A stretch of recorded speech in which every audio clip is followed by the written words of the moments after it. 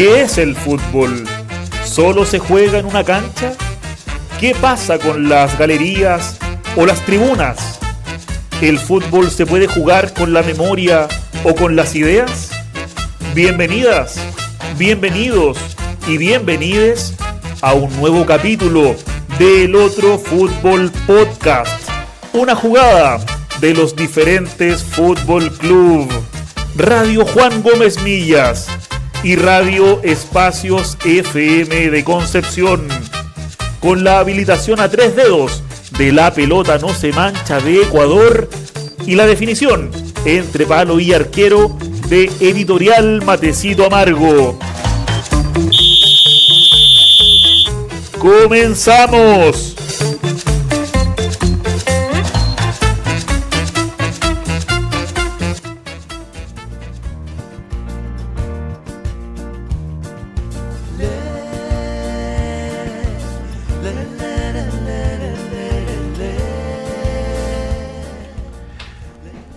Hola a todas, a todos, a todos, ¿cómo están? Volvemos a la cancha del diálogo, de las reflexiones.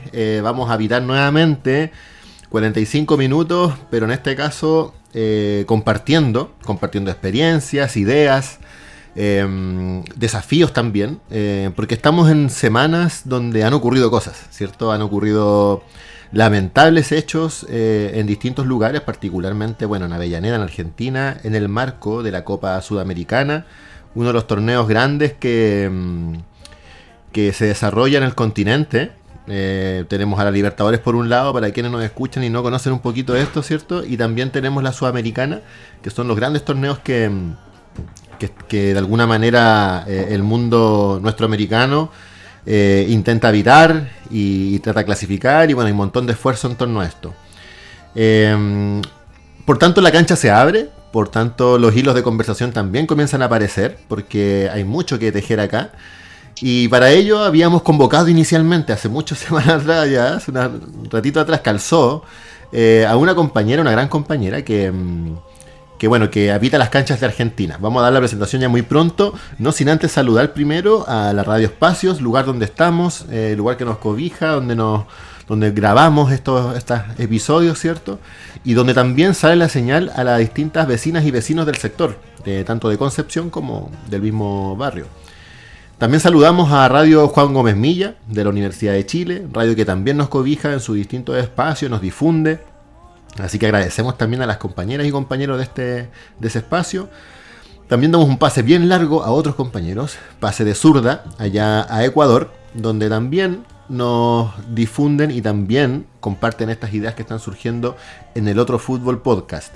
Y obviamente saludar a nuestra casa editorial, Editorial Matecito Amargo, que es de donde conspiramos y donde de alguna manera soñamos y tratamos de caminar hacia ese sueño, tal cual lo decía nuestro amigo uruguayo Eduardo Galeano hace un tiempo, ocupando las utopías para avanzar, ni más ni menos, pero en eso estamos. Así que entramos a la cancha, nos ponemos los botines. Hoy día yo ando con la camiseta del Deportes Iquique, yo soy iquiqueño de nacimiento, somos colistas, está colista Iquique en el campeonato, pero de manera muy especial destacamos que está llenando el estadio. Todos los partidos está haciendo una fiesta, la ciudad está volcada en esto, así que también dentro de eso saludamos a todos los iquiqueños y iquiqueñas que están desparramados por el mundo. Entramos. Hoy día queremos abordar la memoria, queremos abordar particularmente también un tema que tiene que ver con los derechos humanos, y vincularlos al fútbol. ¿Por qué? Se preguntarán quién nos está escuchando. Eso es lo que queremos hacer hoy día. ¿Por qué responder también estas preguntas? Así que le doy el pase a una compañera que conocimos hace unos años atrás, viajando hacia Argentina, Silvia Salcedo, que en ese tiempo era, socia de Lanús, un club, a mi juicio, hermoso y gigante. Por lo que pude ver, es enorme el club Lanús, tiene, ahí nos va a contar más o menos cómo se configura, ¿cierto? Cómo se organizan y todo. Pero en ese tiempo era directora también del club y directora de género también, ¿cierto? Pero entiendo también ha sido directora de Derecho Humano en ese tiempo. Ahí nos va a comentar un poquito sobre en qué está, ¿cierto? Hoy día está en otras labores dentro del mismo club porque es súper militante. Así que te doy el pase largo, Silvia, para que nos cuentes un poco. Me corrijas, obviamente, porque hay las confusiones de los datos. Pero nada, bienvenida. Hola, ¿qué tal? Buenos días. Gracias por la bienvenida. Este, bueno, para aclarar un poquito mi relación con el Club Lanús, soy parte de la comisión directiva del club. Ocupé durante 10 años la presidencia del Departamento de Cultura. Actualmente soy la presidenta del Departamento de Vitalicios, pero siempre estoy a cargo o al frente o colaborando en la subcomisión de derechos humanos. Este, Así que bueno, picoteando siempre un poquito en cada lado, ¿no? Ayudando donde haga falta y tratando de aportar mi granito de arena. Eh, Justamente el tema de los derechos humanos que había surgido dentro del Departamento de Cultura pudo tener su independencia, digamos, al crearse la subcomisión que todavía existe y que nos viene trayendo, por suerte, mucho trabajo. Pero por otro lado, hay trabajos que tienen que ver con volver a hablar y educar sobre cosas que se suponían que ya estaban en la cabeza de todos, y sin embargo hay que volver de cero porque estamos atravesando un gobierno totalmente negacionista, algunos, y colaboracionistas de la última dictadura. Entonces, como que hay un retroceso a nivel de militancia, de conciencia de la gente, como que los derechos humanos no importan sin darse cuenta que uno de los derechos humanos es derecho a tener un trabajo digno, una vida digna, comer, llegar a fin de mes, tener una vivienda, y eso no lo toman como derechos humanos. Entonces, como que se ha focalizado mucho que los derechos humanos son solamente memoria, verdad y justicia. Y eso le compete nada más que a los zurdos, a la gente de izquierda o al peronismo de izquierda, al kirchnerismo, no tampoco al resto del peronismo. O sea que es un contexto muy conflictivo, muy difícil de abordar, hay mucha pasividad. A veces cuando hacemos una pequeña marcha, nos miramos y decimos, somos los mismos de siempre. Claro. Porque estamos viviendo en una etapa muy, muy fea. Y eso, bueno, también se puede ver en el tema de la intolerancia que hay. Y justamente uno de los derechos humanos que hay es ser tolerante, respetar al otro que piensa distinto. Y bueno, si desde el gobierno hacia abajo la intolerancia es lo que prima, cuando dice el presidente no odiamos lo suficiente, ya sea al periodismo, a los zurdos, a quien sea, es un caldo de cultivo para cualquier tipo de violencia. Claro. Y desgraciadamente el fútbol, que es un espacio tan masivo, tan difícil de controlar, a veces es donde se producen las peores reacciones del ser humano.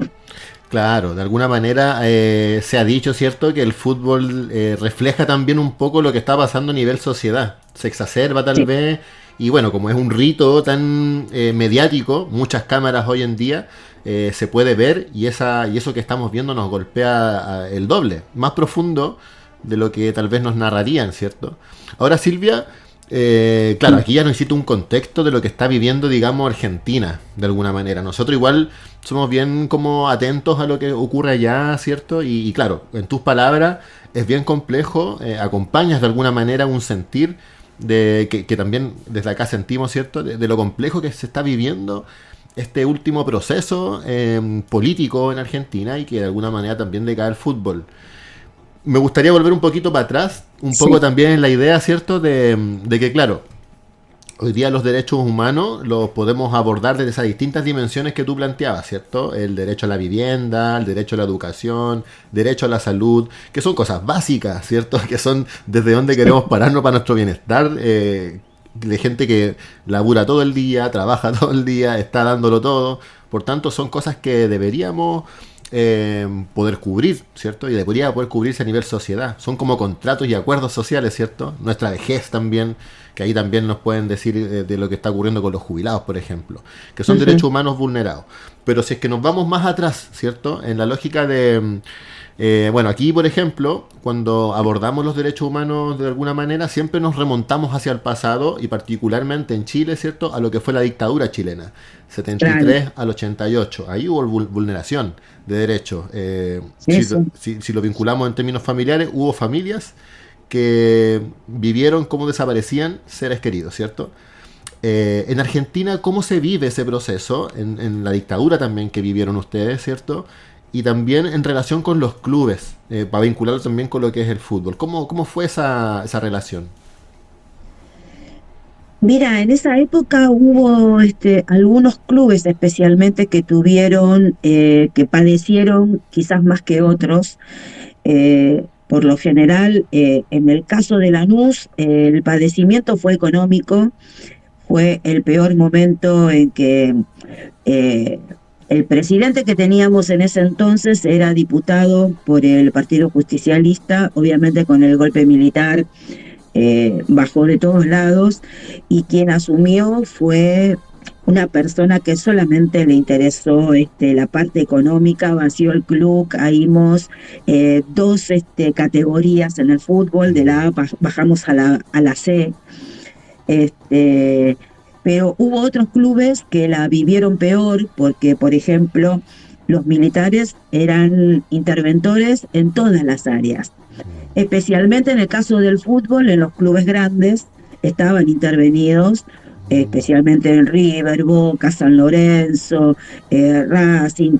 O sea, son esos clubes donde estaba directamente la presencia del militar, que hasta entre ellos mismos se habían declarado socios honorarios.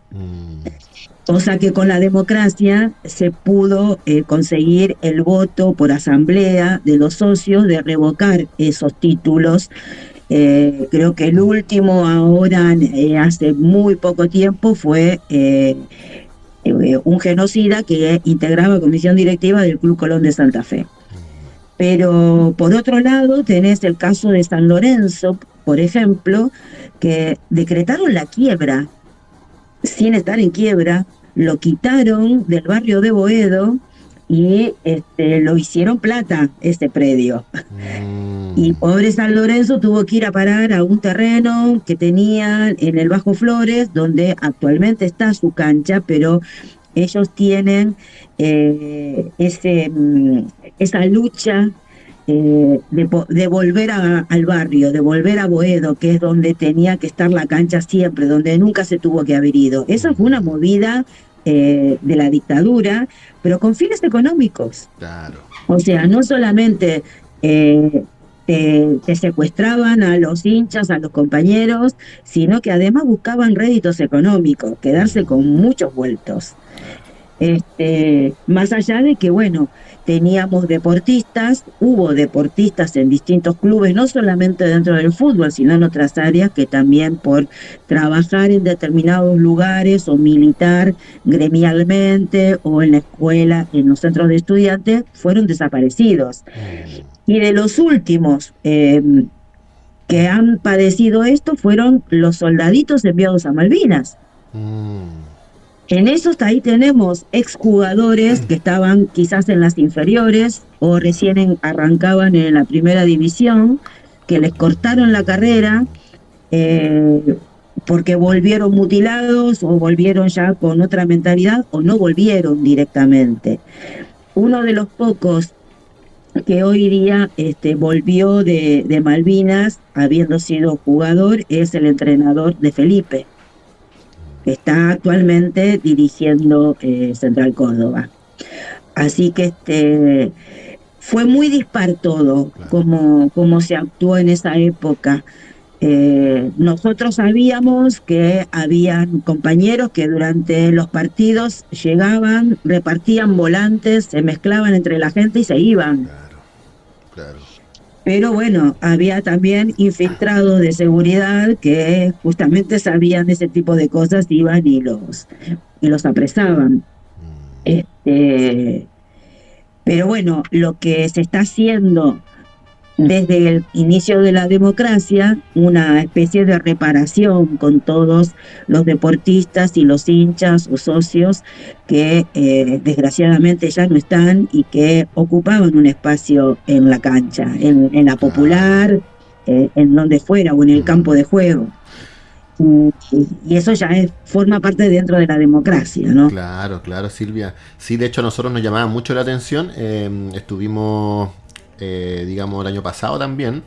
Y dentro de los trabajos, bueno, tú nos hiciste como un recorrido también por lo que es el estadio el recinto de Lanús, ¿cierto? Lanús tiene montones de espacios dentro del barrio de Lanús. Y claro, nos llamaba la atención el cómo vienen trabajando la memoria, sobre todo por socios desaparecidos, ¿cierto? También Sí. socios que ahí hay hartas acciones que han realizado. En dictadura, por ejemplo, con lo que tú narras, en Chile ocurre más o menos cosas similares, aunque tal vez no tan así al callo, ¿cierto? Los militares se hacen cargo de la Asociación Central de Fútbol, toman a la U también. Intentan también, mediante un ente privado, a Colo-Colo del 75-76, no resulta.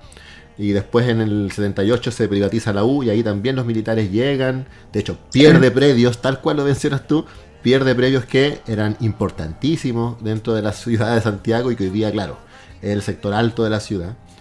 En Colo-Colo, Pinochet también es nombrado por una... Bueno, la democracia desaparece, eso hay que decirlo también. Y eso quería preguntarte, Lanús, ¿cómo lo vive?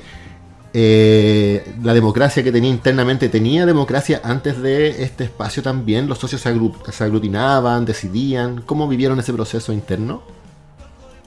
Sí, no, en ese sentido sí, como que adentro de los clubes, como que continúa el ejercicio de la democracia. Mira.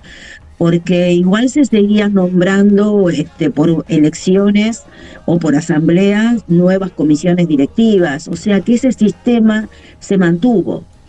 El tema, ya te digo, que quizás en el caso de Lanús, como todavía no era un club que había obtenido títulos importantes como después, quizás no estaría en la mira, pero sí sé que en los otros clubes, como River, por ejemplo, la presencia militar era importantísima y ahí no sé si seguían con este ejercicio de la democracia de elegir a sus representantes, porque ya te digo, había militares, pero de los capos dentro de River, lo mismo que de otros clubes.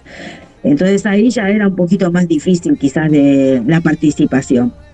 Vos fíjate que cuando se organiza el Mundial 78, plena dictadura, y ahí los militares querían dar su imagen de ser los mejores de la Argentina y del mundo, y tomaron las canchas como por asalto, las hicieron nuevas. Algunos dicen que debajo de la cancha de Vélez, por ejemplo, habría que hacer algunas excavaciones. Mira. ¿No? Pero bueno, son cosas que se fueron transmitiendo oralmente y bueno, tampoco hay denuncias en la CONADEP o por el Nunca Más, pero son cosas que se dicen. Pero han tomado por asalto los estadios más importantes, los han hecho a full para esa época, y bueno, eran ellos los que estaban a cargo de todo. Claro, claro. De hecho se conoce esa contradicción, ¿cierto? De esa copa, de levantar por primera vez la Copa del Mundo en ese momento. Hay algunos documentales que muestran cómo hay sitios de clandestinos, ¿cierto? De detención, de tortura. Y está el Monumental de River en llama, digamos. Está viviéndose el fútbol, la fiesta del fútbol, digamos. Sí, totalmente. Hay relatos de muchos ex detenidos que ellos hasta podían escuchar. La ESMA está al lado de la cancha de River, que se escuchaba todo. Y a veces como que se transmitía ese sentimiento contradictorio de estamos en un centro clandestino de detención, pero queremos que la Argentina salga campeón del mundo. Claro. Esas cosas locas que pasan en la cabeza de cada uno. En fin. Sí. Sí, no, me imagino, muy, muy duro, muy... tocamos la humanidad, en verdad, pues, cuando estamos hablando de derechos humanos, ¿cierto? Estamos en esa hebra de la sensibilidad. Recorriendo el tiempo, pasa la dictadura, ¿cierto? Y ya se comienzan a agrupar, ¿cierto? A diferencia, tal vez, de acá, allá nosotros vemos con mucha... no es nostalgia la palabra, sino con mucha admiración cómo van surgiendo, como tú narrabas al principio, desde los clubes, desde la institucionalidad de los clubes y sus democracias, van apareciendo espacios formales donde se tratan los derechos humanos relacionados con su club, ¿cierto? En este caso, subcomisiones, departamentos, áreas de derechos humanos. Y no bastando con eso, además existe una coordinadora de derechos humanos. ¿Cómo fue todo el proceso? ¿Por qué llegaron a levantar estas áreas en los clubes primero y después encontrarse con los otros clubes también y formar esto? Y porque de una manera muy subterránea, en cada club algo se estaba haciendo o empezaron a surgir elementos convocantes como libros donde se hablaba, el que nos convocó especialmente en la coordinadora fue los desaparecidos de Racing. Claro. Que se presentó en un club, Defensores de Belgrano, que creo que fue el primer club que rindió homenaje a sus socios desaparecidos. Al ponerle ya el nombre de Marco Zucker a una de las tribunas, que es un socio desaparecido. Mira. Como que tampoco los demás habíamos reparado en eso. Pero al presentar este libro en este club, y se juntaron un par de hinchas de distintos clubes y dijeron, pero si estamos todos pensando en lo mismo, ¿por qué no nos juntamos y empezamos a militar los derechos humanos dentro de los clubes? Porque si hay un Marco Zucker en un lado, tiene que haber otros en otros estadios, en otros clubes. Y bueno, así fue que nos reunimos un día en el 2017 y éramos más o menos, creo que éramos menos de 10 clubes. Actualmente, no sé, somos decenas de clubes, ya perdí la cuenta.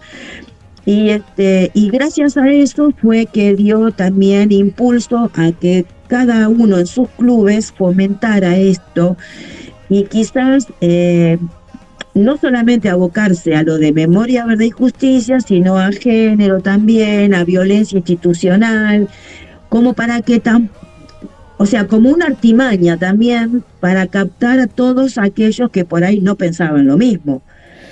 Porque cuando se aprobó la subcomisión de derechos humanos en el Club Lanús, yo estaba segura que había muchos ahí que no estaban de acuerdo, pero votaron todos por unanimidad. Mira, claro, porque los derechos humanos de alguna manera igual siempre se vincula a un sector político, ¿cierto? Claro. Y los clubes son, sabemos, espacios muy transversales, ¿cierto? Hay de todo en un club. Sí, totalmente. Sí. Y en la actualidad también, pero bueno, que se la banquen, como decimos. Mientras podamos tener la mayoría, seguimos adelante y más allá de que en una comisión directiva todos tenemos voz y voto, siempre terminan siendo presidencialistas. Y por suerte dentro de las comisiones directivas de Lanús, los presidentes siempre fueron abiertos a este tipo de políticas de derechos humanos. Por más que cambien, su ideología como que acompaña. Entonces no nos fue difícil, no nos es difícil.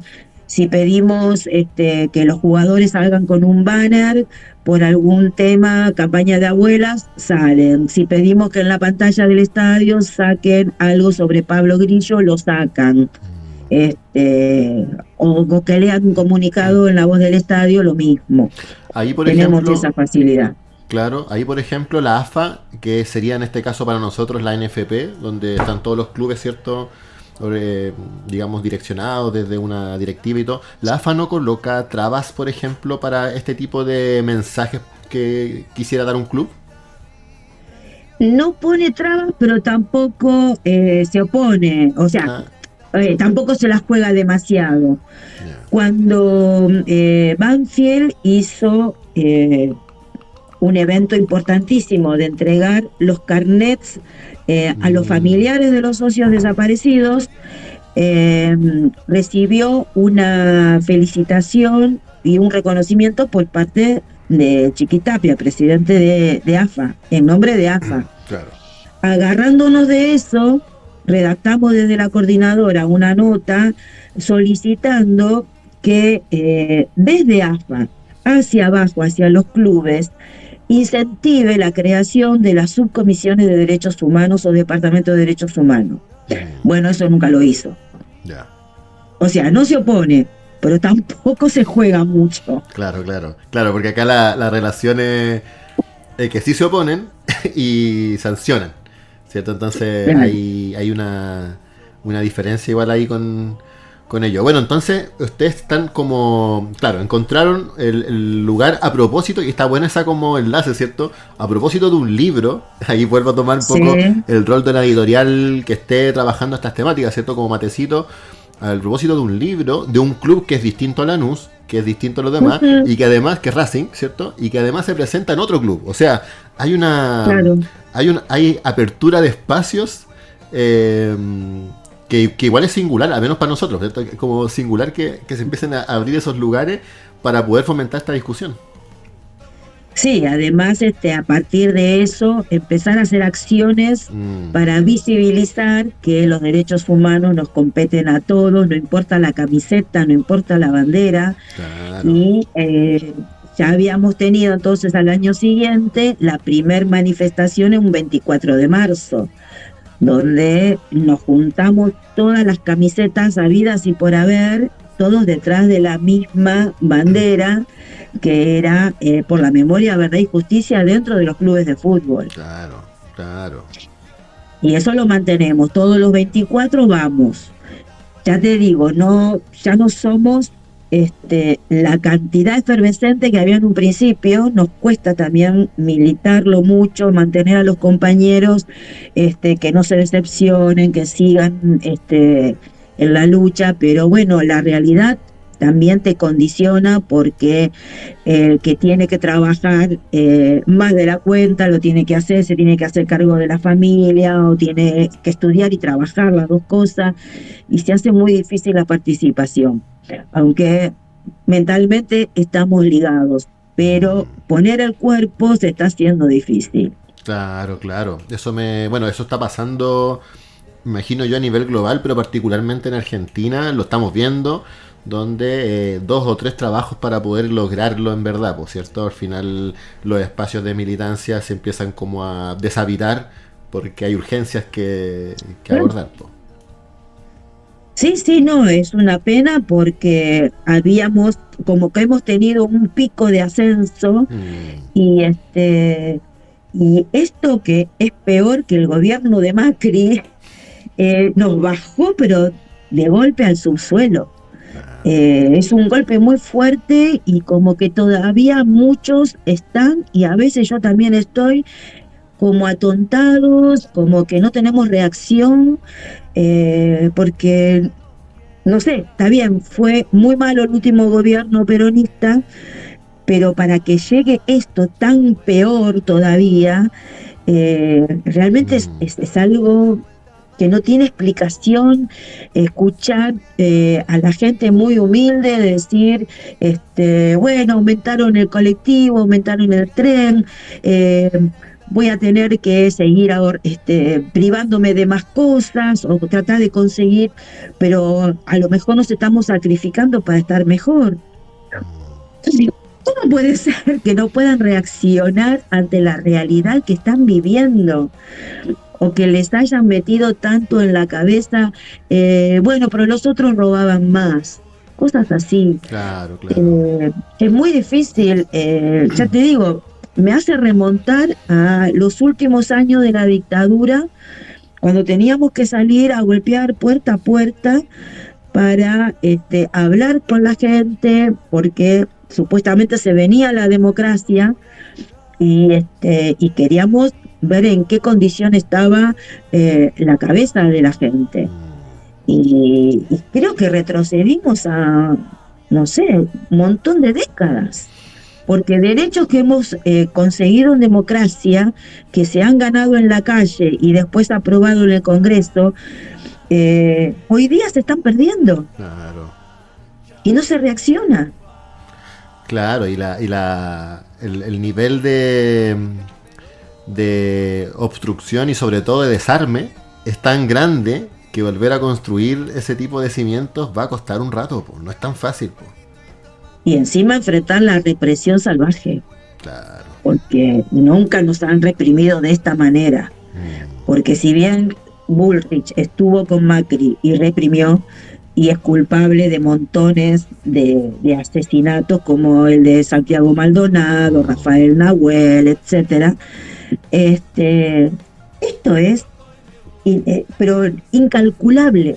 La salvajada que hubo el 12 de marzo en la marcha de los jubilados, donde ahí padeció Pablo Grillo el golpe del gas en su cabeza, también a unos metros dejó sin un ojo a otro colega. Pablo Grillo, para quien no esté escuchando acá, ¿cierto? Estaba reporteando lo que estaba ocurriendo en la calle, ¿cierto? Y de alguna manera, bueno, la policía, de hecho está el video, po, le dispara a quemarropa y le llega en la cabeza y eso lo tiene hoy día hospitalizado. ¿En qué estado está? Tal cual. Mira, recién la semana pasada le pudieron colocar una placa de titanio, supongo que es, porque le falta todo este sector. Y tiene una evolución un poquito preocupante, ¿no? Como que hay altibajos. Claro. Hay antes de esta operación, su propio hermano dijo, Pablo ya no es el mismo que era antes. Si bien está lúcido y tiene su cámara a mano y es lógico, tuvo una lesión peligrosísima. Sí. No sé cómo está vivo. Pero bueno, ahí está peleándola, sabe que cuenta con el afecto de millones de personas, está siempre acompañado. Todos los viernes se siguen haciendo concentraciones en Escalada, que es el barrio donde él vive, acá en Lanús. Y ahora, bueno, vamos a hacer un festival, a ver si podemos movilizar a la gente para que recuerde que todavía está peleando por su vida a raíz de esa marcha, que fue donde participaron distintos hinchas y de clubes de fútbol. Claro, volvemos ahí a la temática, ¿cierto? Al cruce. Recién decíamos, volviendo un poquito atrás, ¿cierto? Contábamos como en dictadura en Chile ocurrieron distintas cositas, ¿cierto? Se realizó, digamos, el campeonato nacional a nivel se extendió lo que era la Asociación Nacional de Fútbol. Eso trajo también consigo que cayeran torneos súper históricos como los regionales acá en Concepción, que eran campeonatos de mucha historia, donde muchos clubes de la zona podían subsistir también en torno a esta misma idea. Recién mencionaba un poco la U, en Colo-Colo el presidente que estaba también en ese momento declara a Pinochet como presidente honorario, insisto, sin democracia, y uno de los hechos que tomó cuando ya el club volvió a los socios, que esto fue más o menos 2013-2014, proceso en el cual pudimos habitarlo también, por eso lo puedo contar como estuvimos ahí en esa construcción. La asamblea de socios determina que eso deja de ser tal cual mencionabas tú, ¿cierto? Es decir, si alguna vez alguien declaró esto, bueno, la asamblea de socios a mano alzada dice no más. Luego se supo que en verdad ese estatuto o esa cláusula casi que ni existía en los estatutos, pero era más algo simbólico, pero había que decirlo, no más. Y en Lanús, por ejemplo, cuando nosotros visitamos el estadio, me mostraste montones de lugares, ¿cierto? Muy icónicos, distintas manifestaciones que quedan en la estructura. O sea, uno entra al estadio de Lanús, al predio, porque es enorme, tiene canchas de todo tipo, etcétera, quincho. Quien vaya para allá es hermoso. Ahí veíamos homenajes concretos. ¿Qué han hecho concretamente en este sentido? Bueno, el primer homenaje que hicimos fue al abogado Carlos Slepoy, que fue un defensor de los derechos humanos internacionales. Él de Argentina se tuvo que ir exilado a España y se radicó allá hasta su muerte. Él fue el creador de la justicia universal, por la cual se pudo juzgar a Pinochet a la distancia y condenarlo, pero también fue el que trabajó con abuelas de qué manera podían hacer juicio a los genocidas, para encontrar un poco de justicia hacia sus hijos desaparecidos y sus nietos. Y bueno, encontraron la manera de que a través del ADN de las abuelas podían empezar la búsqueda de sus nietos y de esa manera encontrar quiénes eran los genocidas apropiadores de los niños. Mira. Todo esto gracias a Carly. ¿Y por qué nosotros le hicimos además un homenaje? Porque era hincha fanático de Lanús. Claro, hincha militante de Lanús. Entonces, bueno, fue nuestro primer reconocimiento. Ese día vinieron las hermanas y familiares y montones de organismos de derechos humanos, gremiales, culturales, que lo conocieron. Y otro día hicimos un Zoom con la familia que está allá en España y con los abogados que trabajaron con él todo ese tiempo. Después, sumándonos a la campaña de abuelas, plantamos un ceibo, que es el árbol nacional de la Argentina, que era sembrando memoria.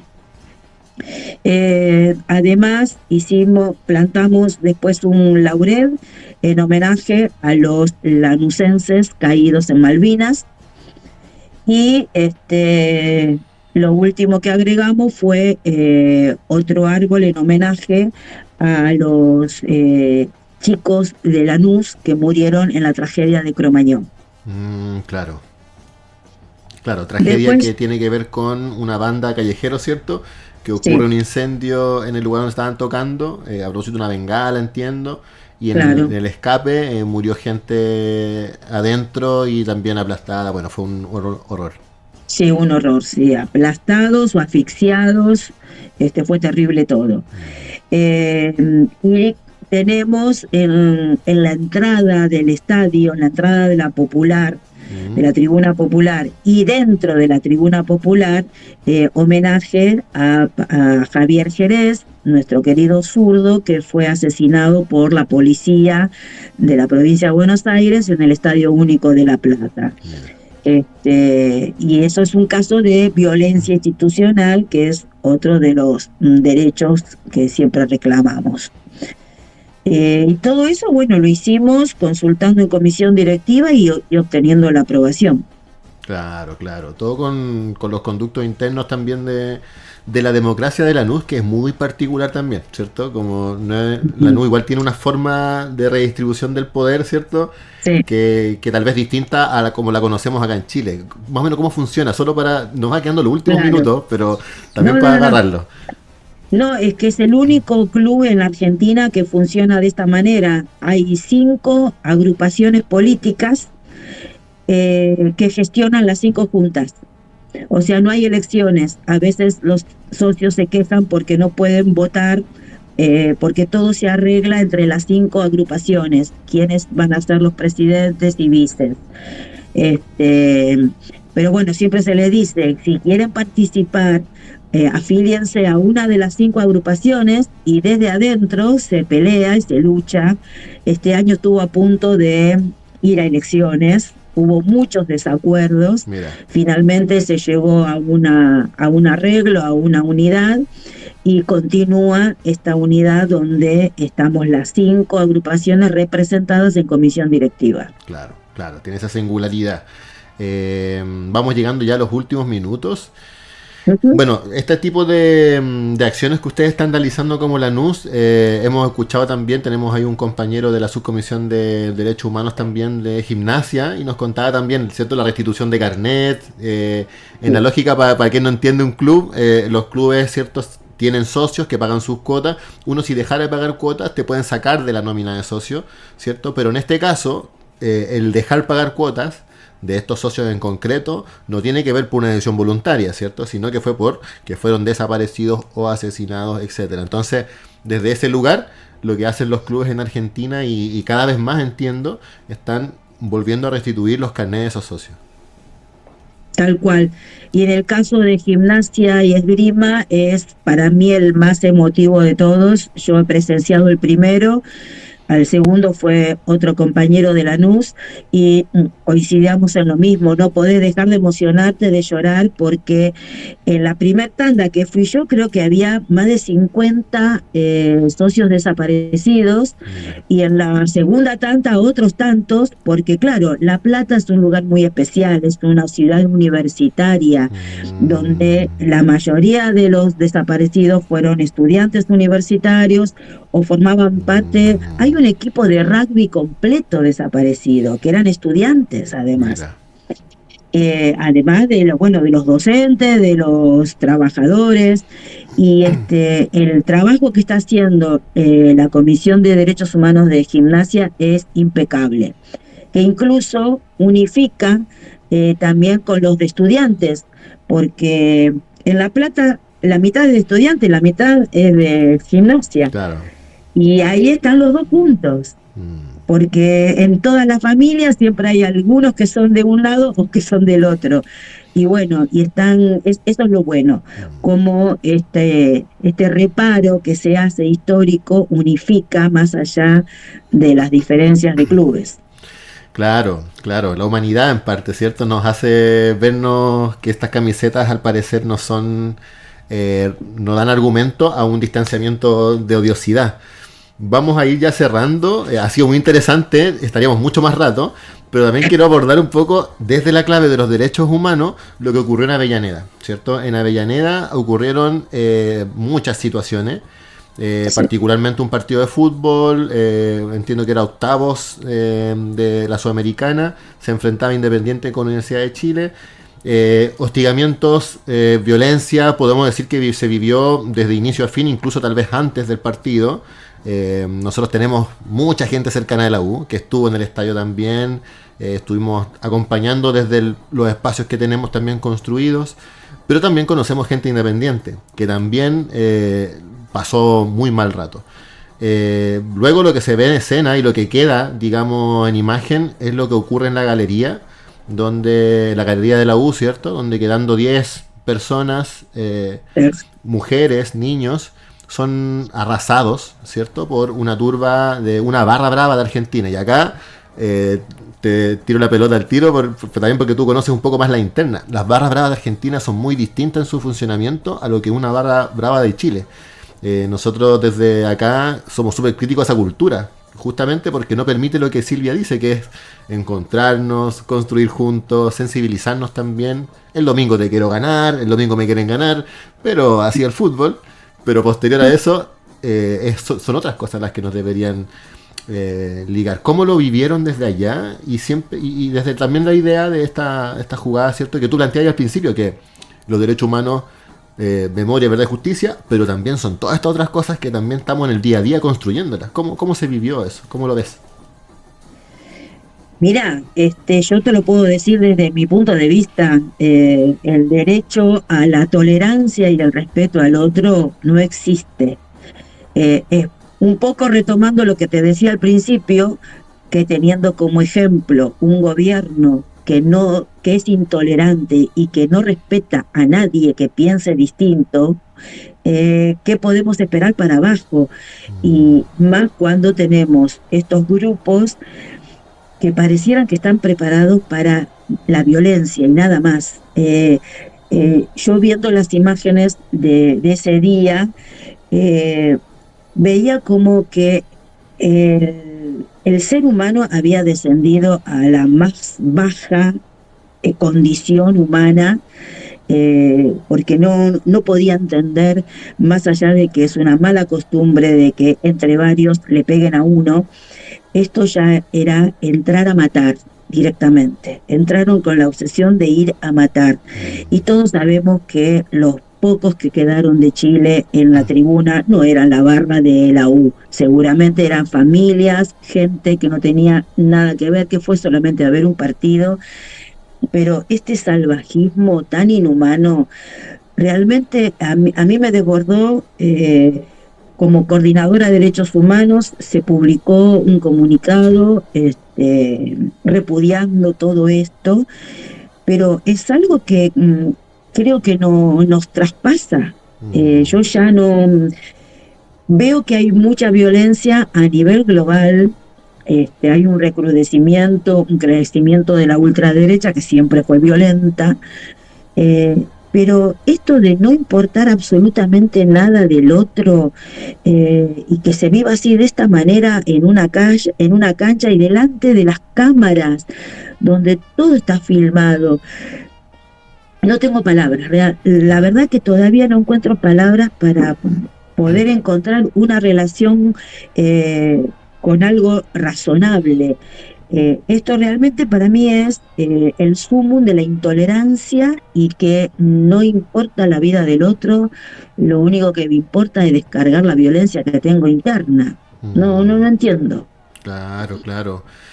Acá ocurrido el hecho, bueno, yo soy hincha de Colo-Colo, ocurrido el hecho, nos tocó a todos, ¿cierto? De alguna manera estábamos con muchos, bueno, a través de los dispositivos, ¿cierto? Y todo,